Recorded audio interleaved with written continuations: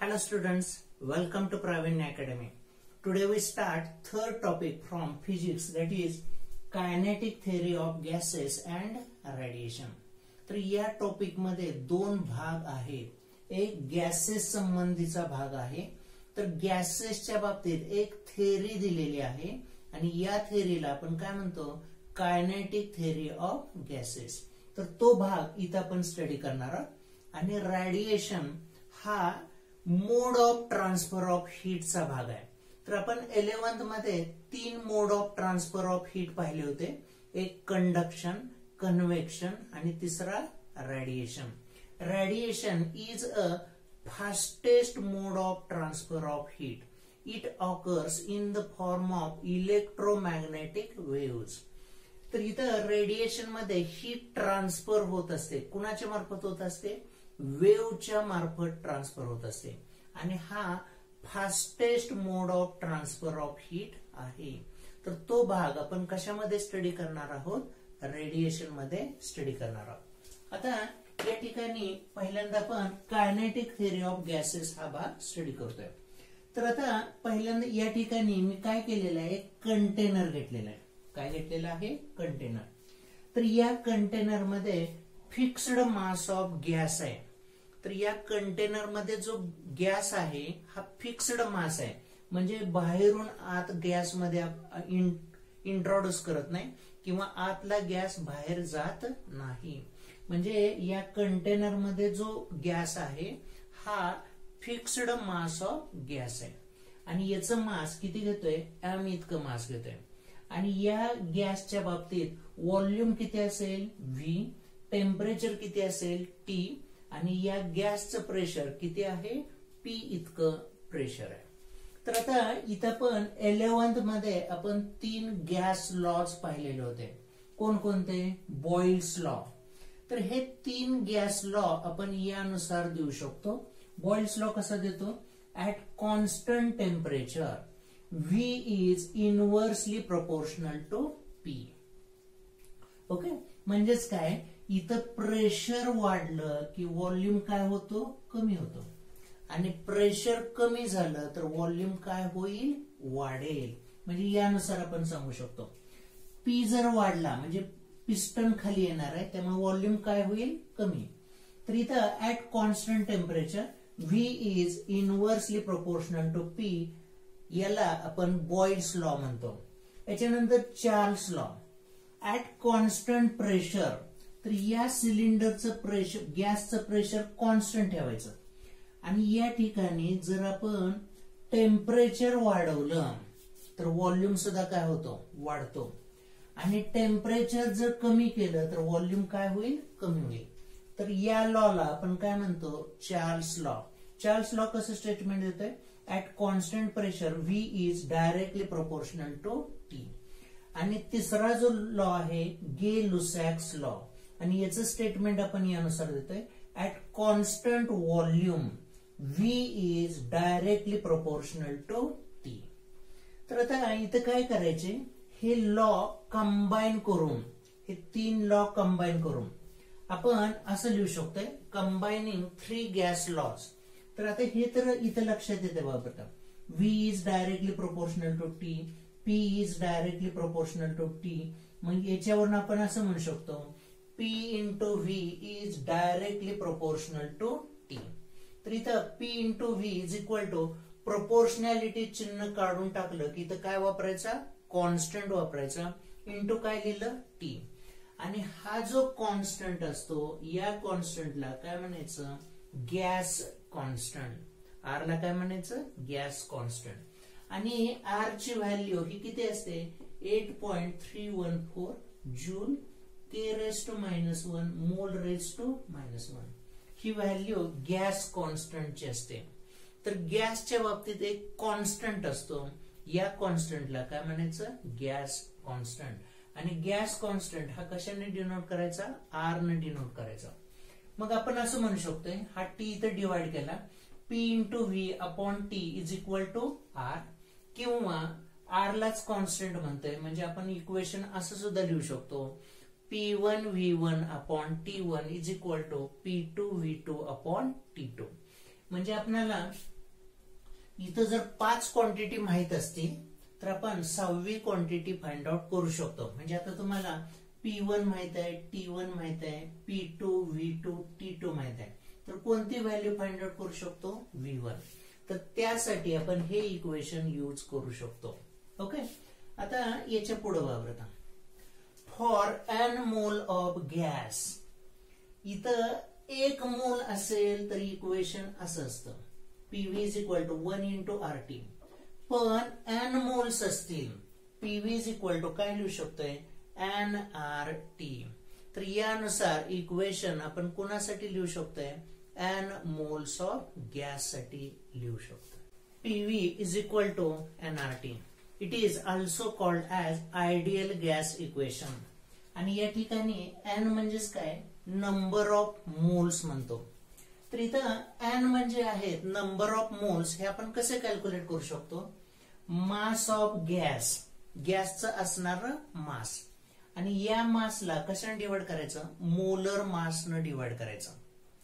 किंवा गॅस मध्ये असणारे नंबर ऑफ मॉलिक्युल्स, मगाशी आपण m हा मास ऑफ गॅस घेतलेला होता, तर या गॅस मध्ये असणारे नंबर ऑफ मॉलिक्युल्स, तर याला n म्हणायचं. याला काय म्हणतो आपण? n म्हणतोय.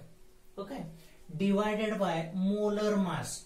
मोलर मास मध्ये किती मॉलिक्युल्स प्रेझेंट असतात? तर ॲव्होगॅड्रोज नंबर एवढे मॉलिक्युल्स प्रेझेंट असतात. त्यामुळे n ची व्हॅल्यू आपण यानुसार कॅल्क्युलेट करू शकतो. मास of gas divided by molar mass, म्हणजे m अपॉन m0 किंवा n अपॉन na. यानुसार आपण n ची व्हॅल्यू कॅल्क्युलेट करू शकतो. आता मी काय करतोय? n ची व्हॅल्यू इथं जो n आहे, n च्या ठिकाणी आपण काय ठेवूया? n upon na. n upon na into r into काय लिहिलं? t. तर हा na r ला डिवाइड केला, r upon na, n into r upon na into काय घेतलं? t. तर या ठिकाणी r upon na is equal to हा नवीन कॉन्स्टंट मिळतोय. n म्हणजे काय असतो? गॅस कॉन्स्टंट असतो. आणि na म्हणजेच काय? ॲव्होगॅड्रोज नंबर. तर r कॉन्स्टंट आहे, na कॉन्स्टंट आहे. r अपॉन na करून नवीन कॉन्स्टंट मिळेल. या कॉन्स्टंटला काय म्हणायचं? kb म्हणतोय. आणि kb लाच काय म्हणायचं? Boltzmann constant. आणि या ठिकाणी बोल्ट्झमन कॉन्स्टंटची व्हॅल्यू यानुसार ऑब्टेन करतो. kb is equal to r ची व्हॅल्यू माहिती आहे आपल्याला किती असते? 8.314 डिवायडेड बाय na म्हणजेच काय? ॲव्होगॅड्रोज नंबर. किती व्हॅल्यू असते? 6.022 इंटू 10⁻23. तर इथं 8.314 ला 6.022 न डिवाइड केलं तर किती व्हॅल्यू मिळते? 1.38 इंटू 10⁻23 जूल पर केल्विन. ही व्हॅल्यू कुणाची आली? kb ची व्हॅल्यू आली. आता या ठिकाणी PV is equal to n, r upon na लाच काय म्हणायचं? kb into t. तर यानुसार आयडियल गॅस इक्वेशन लिहू शकतो. तर आयडियल गॅस इक्वेशन आपण या फॉर्ममध्ये लिहू शकतो. PV is equal to nRT किंवा PV is equal to n into kb into t. n म्हणजेच काय? दिलेल्या गॅस मध्ये असणारे टोटल नंबर ऑफ मॉलिक्युल्स, याला काय म्हणायचं? n म्हणायचं. आणि kb म्हणजेच काय? Boltzmann constant. यानुसार आपण आयडियल गॅस इक्वेशन देऊ शकतो.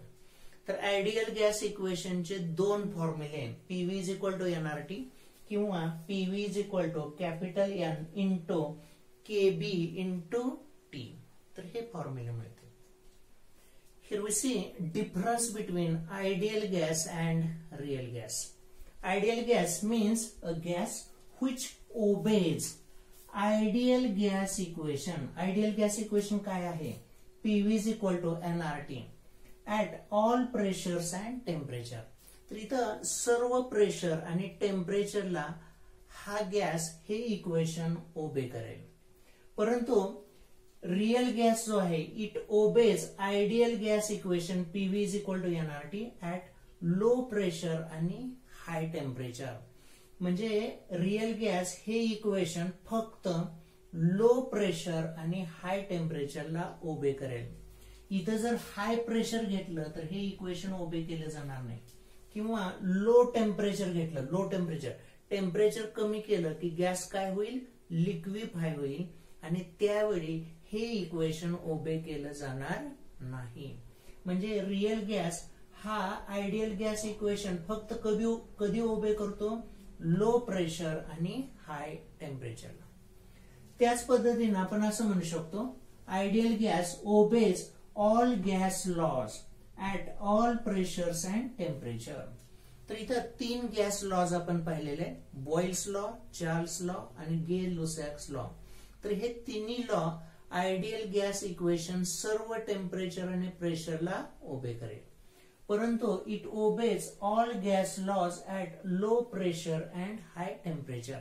फक्त लो प्रेशर आणि हाय टेम्परेचरलाच हे गॅस लॉज काय केले जातात, ओबे केले जातात. तर आता आयडियल गॅस म्हणजे कोणता गॅस असेल की जो प्रत्यक्षात असणारच नाही, या गॅसला काय म्हणायचं, आयडियल गॅस. ओके, तर हा इमॅजिनरी कन्सेप्ट आहे आयडियल गॅसचा. काय इमॅजिनरी कन्सेप्ट आहे, तर इथं वापरता बॉइल्स लॉ आपण अप्लाय करायचं म्हटलं तर आता इथं प्रेशर जर खूप प्रेशर घेतलं, गॅसचा हा जो कंटेनर आहे, या कंटेनर मध्ये कॉन्स्टंट टेम्परेचरला प्रचंड प्रेशर अप्लाय केलं तर गॅसचा व्हॉल्यूम काय बनतो, 0 बनतो. आणि असं शक्य होईल का, म्हणजे गॅसच नाहीसा झाला, असं होईल का, नाही. म्हणजेच हा जो गॅस आहे it does not exist. Okay, आणि इतर रिअल गॅसेस आपण कोणकोणते गॅस घेऊ शकतो, आपले नेहमीचे gases, oxygen, nitrogen, CO2, helium gas, neon gas, हे जे गॅसेस आहेत यांना आपण काय म्हणू शकतो, रिअल गॅसेस म्हणू शकतो. तर आता आपण काय करणार आहोत, कायनेटिक थेअरी ऑफ गॅसेस ही कुणाच्या बाबतीत अप्लाय करतोय, आयडियल गॅसच्या बाबतीत अप्लाय करतोय. आणि त्याचा यूज आपण रिअल गॅस मध्ये पाहणार आहोत. म्हणजे त्याच्यामध्ये थोडस मॉडिफिकेशन केलं की ही थेअरी कुणासाठी लागू पडते, रिअल गॅस साठी लागू पडते. Here we see next point, that is assumptions of kinetic theory of gases. तर ओल्ड सिलेबस मध्ये assumptions दिलेली होती, म्हणजे ही assumptions दिलेली होती. तर नवीन सिलेबस मध्ये ही assumptions कट केलेले आहे, पण याचा थेअरी भाग पुढे असणार आहे. म्हणजे परीक्षेला ही assumptions विचारली जाणार नाही, परंतु पुढचा भाग समजण्यासाठी ही assumptions आवश्यक आहे. म्हणून इथं आपण हे assumptions पाहतोय. तर assumptions कशाच्या बाबतीत पाहतोय आपण, nature of gas molecule, gas मॉलिक्यूलचं नेचर कसं असेल याच्या बाबतीत आपण पाहतोय. तर पहिला point, gas consist of large number of tiny particles called molecule. तर इथं गॅस मध्ये काय असतात, टायनी पार्टिकल्स असतात. तर या टायनी पार्टिकल्सना काय म्हणायचं, मॉलिक्युल्स म्हणायचं. यांना काय म्हणतो आपण, मॉलिक्युल्स म्हणतोय. Okay, the molecules are rigid, rigid म्हणजे काय, कठीण असतील, and perfectly elastic spheres of very small diameter. तर इथं रिजिड असतील, इलॅस्टिक स्पियर्स असतील, आणि डायमीटर यांचा कसा असेल, अगदी स्मॉल असेल. म्हणजे सेकंड अझम्पशन काय सांगतोय, molecules are rigid, perfectly elastic spheres of very small diameter. त्याच्यानंतर all molecules of same gas are identical in shape, size and mass. तर इथं समजा N2 गॅस घेतला आणि इथं दुसरा कंटेनर घेतला, तर याच्यामध्ये सुद्धा N2 गॅस घेतला, तर इथला N2 चा मॉलिक्यूल आणि इथला N2 चा मॉलिक्यूल या दोन्ही मॉलिक्यूलचा शेप, साइज आणि मास कसा असेल, सेम असेल. म्हणून आपण काय म्हणतोय, all molecules of same gas are identical in shape, size and mass. किंवा या कंटेनर मध्ये जेवढे नायट्रोजनचे मॉलिक्युल्स असतील हे सेम शेप, साइज आणि मासचे असतील. याच्यानंतर actual volume occupied by gas molecules is very small as compared to the total volume occupied by gas molecules. तर आता गॅस, आता समजा हा N2 गॅस घेतलेला आहे, N2 गॅस घेतलेला आहे. तर N2 गॅस मध्ये हे जे मॉलिक्युल्स असतात एकमेकापासून दूर असतात. एकमेकापासून कसे असतात? दूर. तर या सगळ्या मॉलिक्युलचा व्हॉल्यूम जर घेतला तर तो अगदी म्हणजे सगळे मॉलिक्युल्स या एका कोपऱ्यात आणायचे. तर एवढ्या कोपऱ्यामध्ये ते बसू शकते. म्हणून काय म्हणतंय, actual volume occupied by gas molecules is very small as compared to the total volume occupied by the gas. म्हणजे सगळ्या गॅस मॉलिक्युलने अगदी कमी व्हॉल्यूम ऑक्युपाय केला जाईल as compared to the total volume of gas, असं आपण म्हणू शकतो. याच्यानंतर सेकंड अझम्पशन जे आहे that is about random motion of gas molecules. तर हे जो दुसरा जो भाग आहे तो कशाच्या बाबतीत आहे? मोशन ऑफ गॅस मॉलिक्युलच्या बाबतीत. तर इथं हा कंटेनर घेतलेला आहे, कंटेनर मध्ये गॅस मॉलिक्युल्स प्रेझेंट आहे. ओके. तर आता इथं पहिलं अझम्पशन कसं आहे बरोबर मोशनच्या बाबतीत, the molecules are always in a state of random motion. Molecules हे शांत बसलेले नाही, they are in random motion. They are moving in all possible directions with all possible velocities. म्हणजे हा मॉलिक्युल इकडे जाऊ शकतो, हा इकडे जाऊ शकतो, हा इकडे जाऊ शकतो, कोणत्याही दिशेला जाऊ शकतो आणि व्हेलॉसिटी किती पण असू शकते. समजा याची 1 असली तर याची 5 असेल, याची काहीतरी 10 असेल, याची 100 असेल. म्हणजे molecules are in state of random motion with all possible directions and with all possible velocities असं म्हणताय. आता second one, during the motion molecules constantly collide with each other and with the walls of container and these collisions are perfectly elastic. तर हे molecules motion मध्ये असल्यामुळं ते सतत एकमेकावरती आदळत असतात. हा मॉलिक्युल याच्या आदळेल, हा मॉलिक्युल याच्या आदळेल, त्याच्यानंतर वॉल वरून इकडे आदळेल. म्हणून काय म्हणते, during the motion molecules constantly collide with each other. एक मॉलिक्युल दुसऱ्यावरती, हा मॉलिक्युल कंटेनरच्या वॉल वरती and with wall of container and these collisions are perfectly elastic. Elastic collision मध्ये एनर्जीचा नाश होत नाही, म्हणजे कोलिजन झाल्यानंतर एनर्जी लॉस होत नाही असं आपण सांगतोय. ओके. त्याच्यानंतर between two successive collision molecule travel in a straight line path with constant velocity. It is called mean free, is called free path. म्हणजे काय तर बाबा आता समजा इथं गॅस मॉलिक्युल्स मी घेतोय, तर हा मॉलिक्युल, हा मॉलिक्युल, हा मॉलिक्युल असे घेतोय मॉलिक्युल. तर हा मॉलिक्युल इथं आला, याच्यावरती आदळला. आदळल्यानंतर इथं काय झालं बरोबर, फर्स्ट कोलिजन. काय झालं? First collision. किंवा इथं हा मॉलिक्युल याच्यावरती आदळला की इथं फर्स्ट कोलिजन झाले. मग हा इकडं गेला, इथं गेला, तर या ठिकाणी सेकंड कोलिजन झालं. हा इथं आदळला, पहिलं कोलिजन. कोलिजन झाल्यानंतर स्ट्रेट लाईन पाथ न जातो विथ कॉन्स्टंट व्हेलॉसिटी. तर कोलिजन मध्ये मॉलिक्युल एकदा कोलाइड झाल्यानंतर तो स्ट्रेट लाईन पाथ न जातो विथ कॉन्स्टंट व्हेलॉसिटी, जोपर्यंत सेकंड कोलिजन होत नाही तोपर्यंत. आणि या दोन कोलिजन मधलं डिस्टन्स यालाच काय आपण काय म्हणतो, फ्री पाथ म्हणतो. याला काय म्हणायचं, फ्री पाथ. ओके.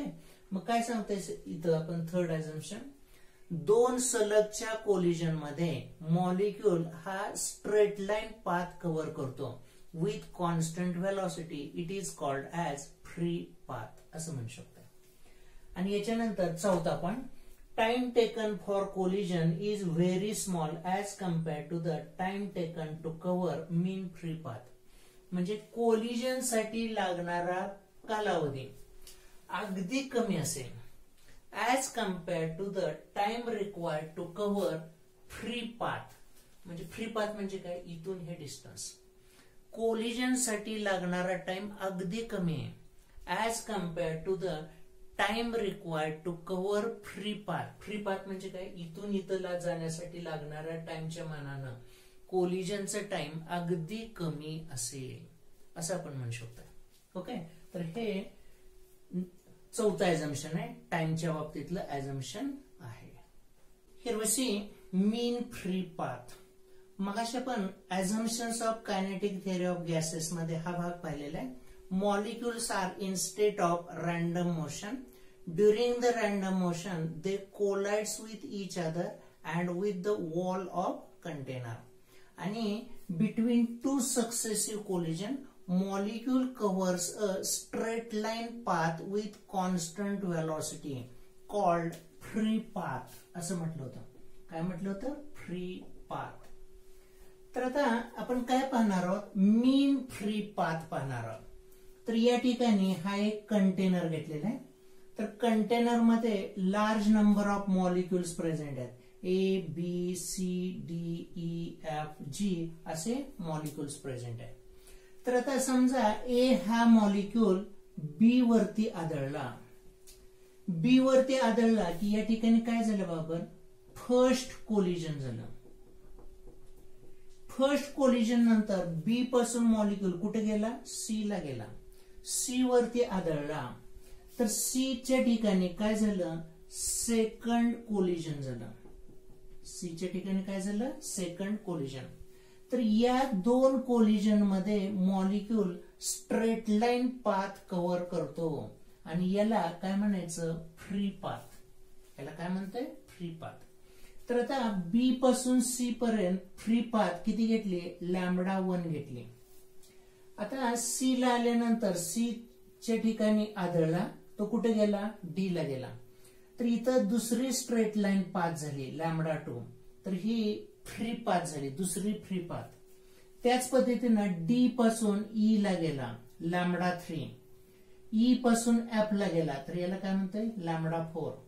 एफ पासून जी ला गेला तर याला काय म्हणायचं, λ5. तर इथं आपण काय देऊ शकतो, मीन फ्री पाथ देऊ शकतो.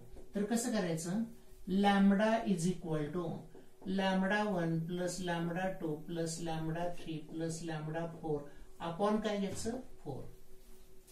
तर इथं λ1 λ2 λ3 λ4 या चौघांची बेरीज घ्यायची आणि याला कितीने डिवाइड करायचं, 4 ने डिवाइड करायचं. म्हणजे तुम्हाला काय मिळेल, मीन फ्री पाथ मिळेल. ओके, तर ही जी मीन फ्री पाथ आहे it depends upon various factors. Here we see mean free path. मगाशी आपण फ्री पाथ पाहिलेली आहे. फ्री पाथ म्हणजेच काय, आता समजा हा एक कंटेनर आहे. कंटेनर मध्ये गॅस मॉलिक्युल्स घेतलेले A B C D E F G असे large number of gas molecules आहेत. These molecules are in random motion and during random motion they collides with each other. तर आता ए हा molecule बी या ठिकाणी येतो आणि कोलाइड होतो. तर या ठिकाणी फर्स्ट कोलिजन झालं. फर्स्ट कोलिजन नंतर मॉलिक्यूल ट्रॅव्हल्स अलॉंग सी. बी पासून कुठपर्यंत गेला, सी पर्यंत गेला. तर सी या ठिकाणी सेकंड कोलिजन झालं. तर या दोन सलगच्या कोलिजन मध्ये molecule travels a straight line path with constant velocity. It is called as free path. हा भाग आपण पाहिलेला आहे. तर बी पासून सी पर्यंत पहिली फ्री पाथ λ1. सी पासून डी वरती, सी ला कोलाइड झाल्यानंतर डी पर्यंत दुसरं कोलिजन झालं. तर इथं सी पासून डी पर्यंतच्या डिस्टन्सला सेकंड फ्री पाथ झाली म्हणजे λ2 झालं. याच्यानंतर डी पासून ई च्या ठिकाणी λ3, ई पासून एफ पर्यंत λ4, एफ पासून जी पर्यंत काय घेतोय λ5. असे फ्री पाथ आपण घेऊ शकतोय. तर मीन फ्री पाथ काय करायचं, तर या फ्री पाथचा मीन घ्यायचा. म्हणजे आता λ1 प्लस λ2 प्लस λ3 प्लस λ4 प्लस λ5 म्हणजे λ1 plus λ2 λ3 plus λ4 plus λ5 whole divided by काय घ्यायचं 5. तर यानुसार आपल्याला काय मिळते मीन फ्री पाथ मिळते. तर ही मीन फ्री पाथ कुणावरती अवलंबून असते बाबा डेन्सिटी ऑफ गॅस वरती अवलंबून असते. म्हणजे गॅसची डेन्सिटी जर जास्त असेल तर फ्री पाथ कशी असेल कमी. डेन्सिटी जास्त म्हणजेच काय गॅस मॉलिक्यूलची संख्या जास्त असेल. डेन्सिटी आपण या फॉर्म्युल्यानुसार फाइंड आउट करतो N/V number of molecules divided by volume. म्हणजे डेन्सिटी जर जास्त असेल तर मीन फ्री पाथ कशी असेल कमी. डेन्सिटी जास्त असते म्हणजे मॉलिक्युलची संख्या जास्त असते त्यामुळं मीन फ्री पाथ हा कसा असेल कमी असेल. ओके तर हा पहिला पॉइंट झाला. Mean free path is also inversely proportional to diameter of gas. म्हणजे गॅसचा डायमीटर गॅस मॉलिक्युलचा डायमीटर जर कमी असेल म्हणजे मॉलिक्युलची साईज जर लहान असेल तर फ्री पाथ हा कसा असेल बाबर जास्त असेल. आणि गॅस मॉलिक्युलची साईज मोठी असेल तर फ्री पाथ कशी असेल बाबर कमी असेल. ओके म्हणजेच mean free path is inversely proportional to density of gas असं म्हणतोय. Mean free path is inversely proportional to diameter of gas. Diameter जास्त असेल तर मीन फ्री पाथ कसा असेल कमी. आणि डायमीटर जर कमी असेल तर मीन फ्री पाथ कसं असेल जास्त असेल. तर आता mean free path is also proportional to square of diameter. Square of diameter म्हणजे काय तर या ठिकाणी हे मॉलिक्यूल असे जर मॉलिक्यूल घेतले तर या मॉलिक्यूलच्या मोशनसाठी गॅसचा व्हॉल्यूम कसा भरतो कमी भरतो. म्हणून काय म्हणायचं mean free path is inversely proportional to diameter square of gas असं आपण म्हणू शकतो. आणि या ठिकाणी मीन फ्री पाथ साठी आपण एक इक्वेशन बनवलेलं आहे आणि हे इक्वेशन काय आहे lambda is equal to 1/√2π D square. D म्हणजे काय घ्यायचा डायमीटर ऑफ गॅस. एन म्हणजे काय घ्यायचा नंबर ऑफ गॅस मॉलिक्युल्स आणि व्ही म्हणजे काय घेते व्हॉल्यूम ऑफ गॅस. किंवा हेच असेल याचं 1/√2π डी स्क्वेअर इंटू काय घेतलं रो. तर हे रिलेशन कुणाचं आहे mean free path diameter of gas आणि density diameter of gas molecules and density of gas याच्यावरती अवलंबून असेल. Here we see one problem related to mean free path. तर इथं टेक्स्टबुक मधलं सॉल्ड एक्झाम्पल आहे 3.1 नंबरचा. काय दिलेलं आहे नायट्रोजन मॉलिक्यूल दिलेलं आहे आणि नायट्रोजन मॉलिक्यूलच्या बाबतीत मीन फ्री पाथ फाइंड आउट करायचा. म्हणजे कोणती व्हॅल्यू फाइंड आउट करायची लॅम्बडाची व्हॅल्यू फाइंड आउट करायची. तर इथं काय काय दिलेलं आहे टेम्परेचर ऑफ गॅस दिलेलं आहे 0 degree centigrade means 273 kelvin. Pressure 1 atm means 1.01 into 10⁵ newton per metre square. Diameter दिलेलं आहे 3.324 पिकोमीटर. पिकोमीटर म्हणजेच काय 10⁻12 मीटर म्हणजे 3.24 into 10⁻10 metre. Assume that gas is ideal. Gas कसा आहे आयडियल गॅस आहे आणि इथं बोल्ट्झमन कॉन्स्टंट दिलेला आहे. Boltzmann constant Kb is equal to 1.38 into 10⁻23 joule per kelvin ही व्हॅल्यू आहे.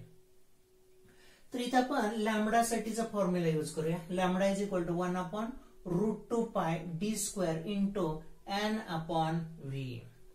तर इथं फॉर आयडियल गॅस आपल्याला इक्वेशन माहित आहे PV is equal to N into Kb into T. तर इथं N ला V न डिवाइड करायचं आणि KBT इकडे आणायचा.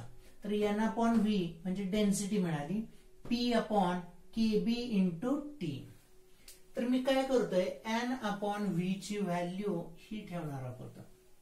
N/V ची व्हॅल्यू काय लिहायची P/KB into T. P/KB into T ही व्हॅल्यू मी ठेवतोय. तर या ठिकाणी KB इंटू टी वरती नेला kb into t divided by √2 pi d square into p अशी व्हॅल्यू आली. तर kb ची व्हॅल्यू 1.38 इंटू 10⁻23 इंटू t ची व्हॅल्यू किती आहे 273 डिवाइडेड बाय √2 ची व्हॅल्यू किती आहे 1.41 इंटू पाय ची व्हॅल्यू 3.14 गुणिले d ची व्हॅल्यू किती आहे 3.24 इंटू 10⁻10 ब्रॅकेटचा स्क्वेअर इंटू p लिहायचं p किती आहे 1.01 इंटू 10⁻5 इतकी व्हॅल्यू घेते. तर आता या व्हॅल्यू सगळ्या ठेवता येतं 1.38 into 273 into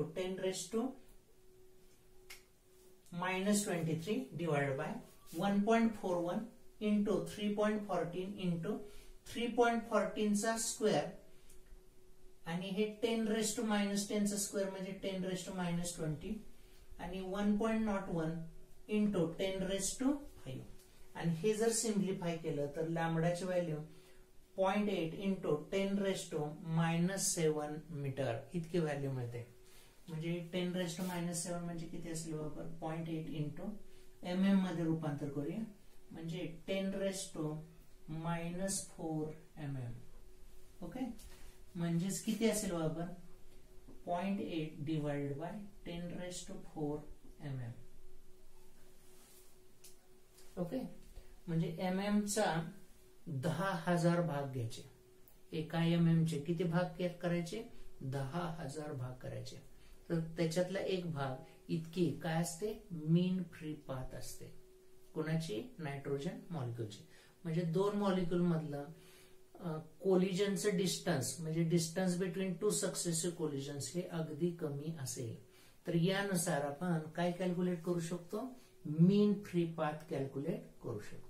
Here we see next point mean velocity, mean square velocity and root mean square velocity. तर या तीन व्हेलॉसिटीज आपण फाइंड आउट करणार आहोत. तर या तीन व्हेलॉसिटीज कशासाठी फाइंड आउट करायच्या तर हा जो कंटेनर आहे या कंटेनर मध्ये n मॉलिक्युल्स असतील तर हे मॉलिक्युल सतत मोशन मध्ये असतील आणि हे मोशन मध्ये असताना एकमेकावरती आदळतात शिवाय कंटेनरच्या वॉल वरती आदळत असतात आणि कंटेनरच्या वॉल वरती आदळल्यामुळं इथं कंटेनरच्या वॉल वरती प्रेशर मिळत असतं. तर हे प्रेशर फाइंड आउट करण्यासाठी या तीन व्हेलॉसिटीज इथं आपण स्टडी करणार आहोत. तर या ठिकाणी हा कंटेनर आहे. ओके तर या कंटेनर मध्ये हा फर्स्ट मॉलिक्यूल आहे moving with velocity v1 in this direction.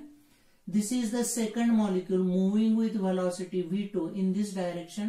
This is the third molecule moving with velocity v3 in this direction.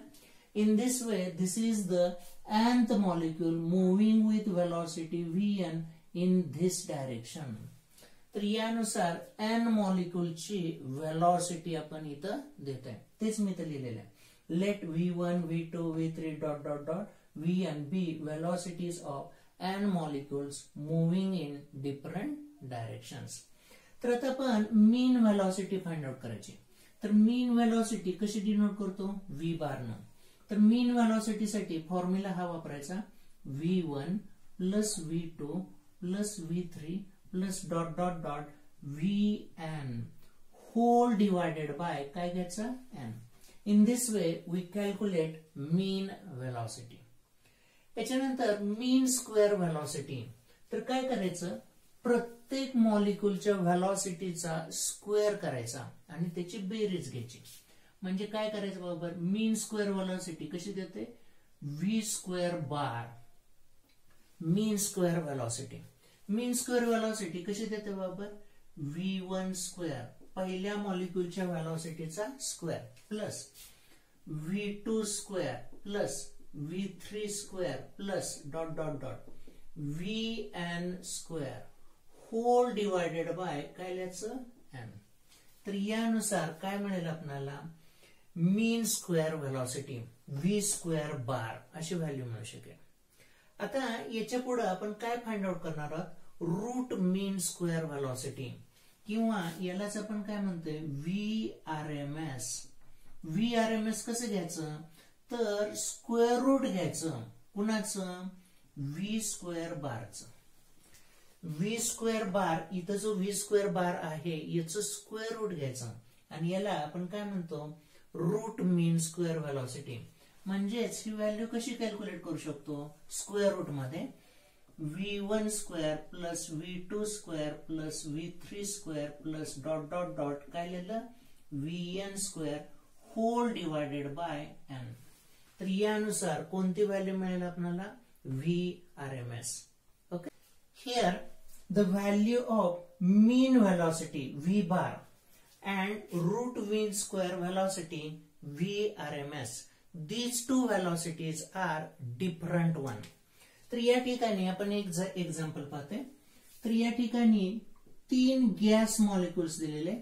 First gas molecule moving with velocity 10 kilometre per second. Second molecule moving with velocity 20 kilometre per second. Third molecule moving with velocity 30 kilometre per second. Find mean velocity आणि Vrms velocity. या दोन velocities आपल्याला find out करायचे. तर या ठिकाणी आपण असं लिहू शकतो.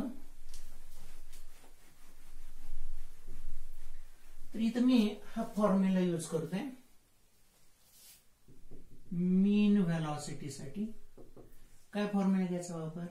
v bar is equal to v1 plus v2 plus v3 whole divided by 3. तर इथं v1 10 प्लस 20 प्लस 30 अपॉन 3. तर किती येते व्हॅल्यू वापर आता? 60 अपॉन 3. म्हणजेच किती असेल? 20 किलोमीटर पर सेकंड. तर ही व्हॅल्यू कोणती झाली वापर? मीन व्हेलॉसिटीची व्हॅल्यू झाली. याच्यानंतर आपण 2 नंबरला ही व्हॅल्यू फाइंड आउट करूया. Mean square velocity. Mean square velocity कशी घ्यायची बाबा? v1 square plus v2 square plus v3 square upon 3. तर इथं 10 square plus 20 square plus 30 square upon 3 which is equal to 100 plus 400 plus 900 upon 3. तर ही value साधारणतः किती मिळते? 1400 अपॉन 3. तर इथं 3 ने डिवाइड करायचं. 3 चौक 12, 2 0, 3 सख्ख 18, चले 2 0, 3 सख्ख 18, 7. तर इथं किलोमीटर पर सेकंड, किलोमीटर स्क्वेअर पर सेकंड स्क्वेअर. तर ही व्हॅल्यू कुणाची आली? व्ही बार स्क्वेअरची, म्हणजे मीन स्क्वेअर व्हेलॉसिटी आली. आता 3 नंबरला आपण काय फाइंड आउट करणार आहोत? Vrms. तर Vrms कसं घ्यायचं? स्क्वेअर रूट मध्ये व्ही बार स्क्वेअर. स्क्वेअर रूट मध्ये काय घ्यायचं? व्ही बार स्क्वेअर. म्हणजेच किती घ्यायचं? स्क्वेअर रूट मध्ये 466.7 किलोमीटर स्क्वेअर पर सेकंड स्क्वेअर. तर ही व्हॅल्यू साधारणतः 21.60 किलोमीटर पर सेकंड इतकी व्हॅल्यू मिळते. किती व्हॅल्यू मिळते? 21.60 किलोमीटर पर सेकंड. तर इथं मीन व्हेलॉसिटी 20 किलोमीटर पर सेकंड आणि RMS व्हेलॉसिटी 21.60 किलोमीटर पर सेकंड. तर या दोन व्हेलॉसिटीज कम्प्लिटली डिफरंट आहेत. Here we see next point, that is pressure of ideal gas. तर इथं मी एक कंटेनर घेतलेला आहे, into which fixed mass of ideal gas is enclosed. Okay. तर या गॅस मध्ये n is equal to total number of gas molecules असतील. तर या कंटेनर मध्ये n इतके मॉलिक्युल्स असतील. स्मॉल m म्हणजे काय असेल? Mass of each gas molecule असेल. आता हे जे मॉलिक्युल्स असतात दे आर इन रॅन्डम मोशन. सर्व दिशेला हे मॉलिक्युल काय करत असतात? मोशन करत असतात. आणि मोशन करत असल्यामुळं हे मॉलिक्युल्स कंटेनरच्या वॉलवरती आदळत असतात. आणि कंटेनरच्या वॉलवरती आदळल्यामुळं कंटेनरच्या वॉलवरती काय तयार केलं जातं? प्रेशर तयार केलं जातं. तर या प्रेशर साठीचे आपण या ठिकाणी फॉर्म्युले पाहणार आहोत. तर हे महत्वाचे फॉर्म्युले तर याच्यावरती एक्झाम्पल्स विचारले जाऊ शकतात.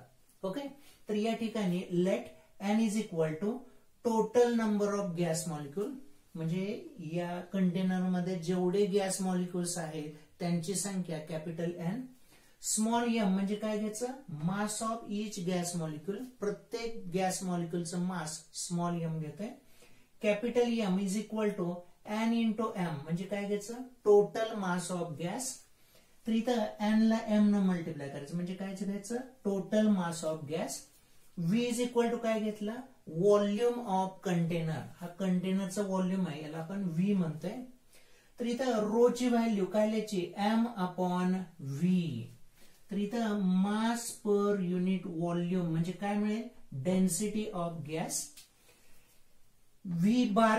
v स्क्वेअर बार म्हणजेच काय घेतला, मीन स्क्वेअर व्हेलॉसिटी, आणि VRMS रूट मीन स्क्वेअर व्हेलॉसिटी. VRMS म्हणजे काय म्हणतो, रूट मीन स्क्वेअर व्हेलॉसिटी. ओके, तर या कंटेनरच्या वॉल वरती मिळणारं प्रेशर या फॉर्म्युल्यानुसार मिळतं. P is equal to 1/3 n into small m upon v square bar upon capital V. तर v स्क्वेअर बार हा मीन स्क्वेअर व्हेलॉसिटी आणि हा v म्हणजे काय आहे, व्हॉल्यूम ऑफ कंटेनर आहे. आता इथं n इंटू m यालाच आपण कॅपिटल M म्हणतोय. तर इथं capital M into v square bar upon काय लिहिलं, v म्हणजेच काय, व्हॉल्यूम ऑफ कंटेनर. किंवा आपण असं लिहू शकतोय, मास पर युनिट व्हॉल्यूम, याला काय म्हणायचं, density. Mass divided by volume म्हणजेच डेन्सिटी. तर प्रेशर साठी हा फॉर्म्युला मिळतो, P is equal to 1/3 rho v square bar.